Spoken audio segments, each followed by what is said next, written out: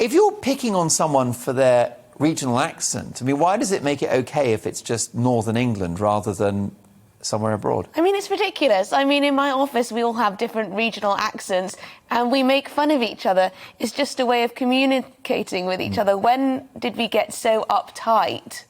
I don't think we have. I've been, you know, made fun of for, you know, my accent, maybe being a little bit posh or whatever, and you just get on with it. You know, it can happen both ways.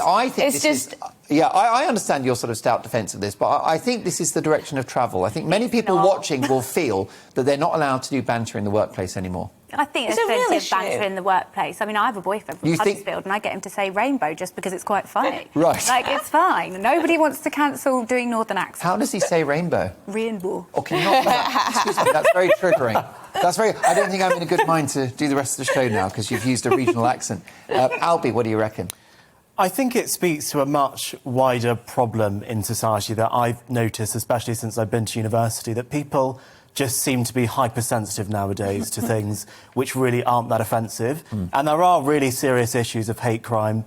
Transgender hate crime has gone up by 210%, for example. Now, this was not a hate crime. Imitating a Northern accent is not a hate crime. It shouldn't be being used as a reason to try and get money if you get fired. It's just, in my opinion, a little bit ridiculous. But why isn't it? We have so many protected minorities, hate speech laws, hate crime laws, as you said, non-crime hate incidents. Why shouldn't regional accents be, you know, a protected minority? That's the way we're going with all this legislation and with all this, you know, workplace No, Emily, I disagree. I'm sorry, but we've taken it so far that there is no limit. No, I mean, earlier... Can be offended and for why. Earlier on, when we were talking about the Australian football player who had just come out, one of the viewers said that he'd seen a homophobic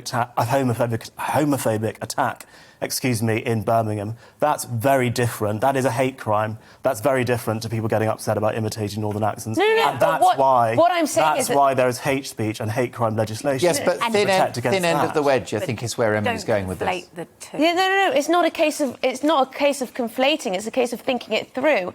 Thinking if we create, you know, an offence culture, it will lead to more and more minorities or so on people. It could be regional accents, people with regional accents, and it creates a sort of culture whereby if you're offended by anything, you can put forward a case to make that case. And we've seen it time and time again. I'm not talking about a man being beaten up in the street for being homosexual. That's not what I'm talking about. I'm talking about people using the law to benefit. We've seen with hate speech legislation, for example, emos, goths and so on have tried to use that hate crime legislation to say that they're a protected minority as well.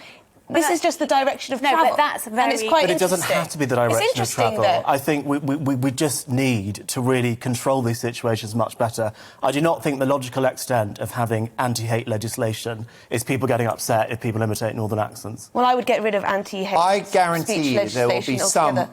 on the woke left that would say that deploying or impersonating somebody from a different region of the country is hate speech.